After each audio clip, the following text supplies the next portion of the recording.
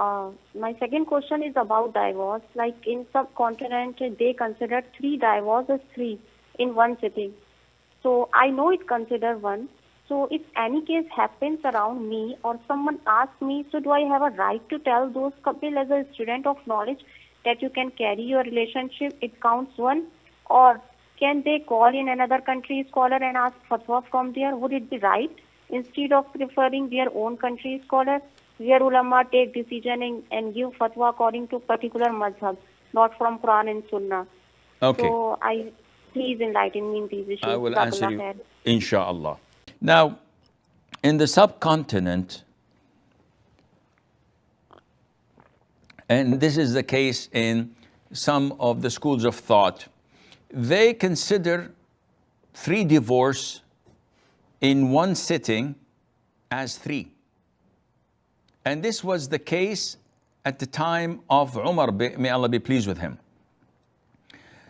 In the beginning, the Prophet ﷺ's time, three divorces were considered as one. So if a man tells his wife, you're divorced, you're divorced, you're divorced, or I divorce you, I divorce you, I divorce you, this counts as one. Now, a lot of ambiguity takes place when people don't know the terminologies and the concept of divorce. So if someone tells his wife, and I get a lot of questions about this issue, I will divorce you soon. You deserve to be divorced. You will go to your family's house. This is abusive. This is trash talk. A real man does not say this. But sometimes he's cornered and his wife is bullying him, and his only means of defense is to just threaten her.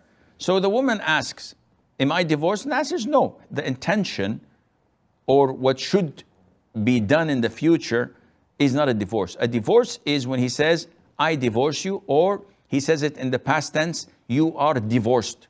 This is it. So at the time of the Prophet ﷺ, this used to be considered as one. At the time of Abu Bakr, it used to be considered as one.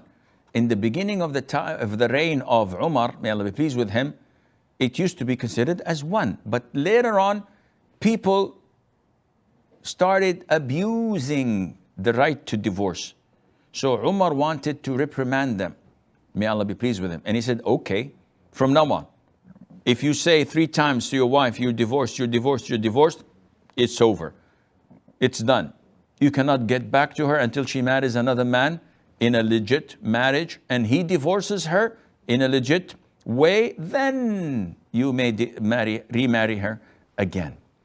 So the difference between jurors and schools of thought is whether to apply this ruling or this ruling, and both are acceptable. Now for us as laymen, can we cherry pick and choose whatever suits us? So a couple in time of rage, or not even rage, in time of wanting to divorce, the man says to his wife, I divorce you, I divorce you, I divorce you. And after a couple of weeks, he regrets it, and he says to his wife, I revoke my divorce because it's only one divorce, I want you back. The wife knows the ruling, but she says, I don't want to see you anymore, and I want to get out of this marriage. And according to some jurors, this is 3 divorces. To the Hanafi, for example, according to the Hanafi school of thought, this is over. And in order for me to marry you again, I have to remarry another man. So they have a dispute.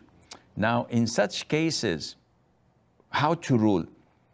Is it the father of the girl who has the judgment? Is it the man who gave the divorce? In such cases, this is only solved by going back to the Islamic court in your country.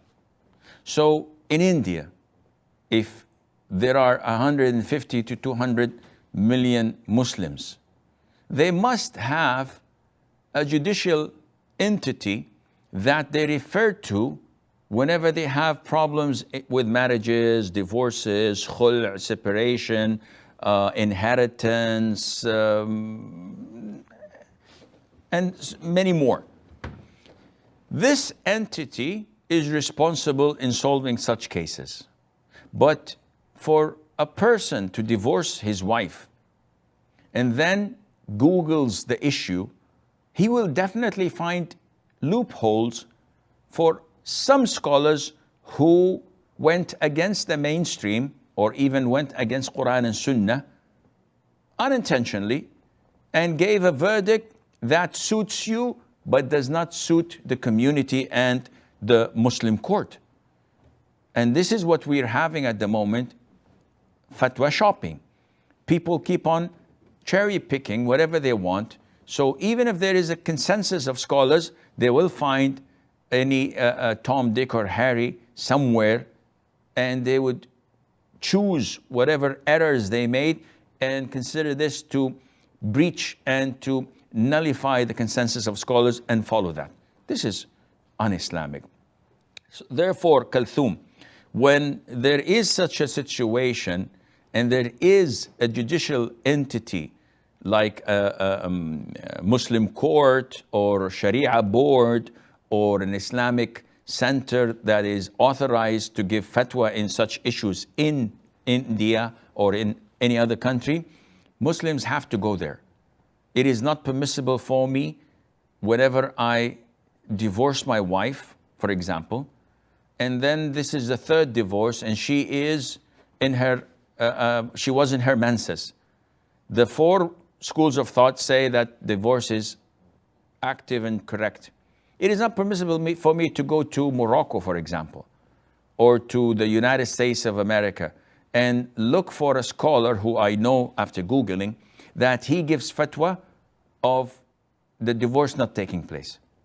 So I leave all the scholars in my country, in the Muslim world, in the Muslim League, and the whole 9 yards. And I just go to a random sheikh who gives fatwa according to what I desire and what I want. This is not applicable, and Allah Azza wa Jal knows best.